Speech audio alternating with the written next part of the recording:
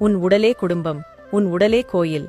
உலகின் அனைத்து ரகசியமும் உன் உடலுக்குள் தான் உள்ளது. மந்திரம் தேடாதே, தந்திரம் நாடாதே, உன்னை உன் உடலுக்குள் தேடு. ஊர் ஊராகச் சுற்றாமல் உன் உடலைச் சுற்று. உத்தமன் என உன்னை ஊர் பாராட்டினாலும் உடல் உன்னை கைவிட்டால் பட்டம் பதவியெல்லாம் பிடி சாம்பலே.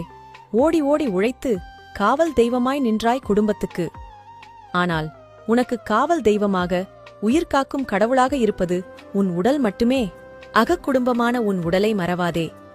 உன் உள்குடும்பமும் உடலே.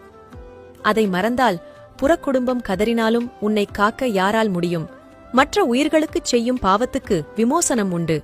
உன் உயிருக்கு சிறப்பு வரமான உடலுக்கே நீ செய்யும் பாவத்துக்கு விமோசனமே இல்லை. உடலுக்கு ஒருவன் செய்யும் சிறந்த தொண்டு பூசைதான். உடலுக்குள் உழைக்கும் உறுப்புகளை ஆராதிப்பது ஆலயம் தொழுவதினும் சாலச் சிறந்தது. ஒருவன் எப்படிப்பட்டவனாக வேண்டும் என்பதை தீர்மானிப்பது அவனது எண்ணம்.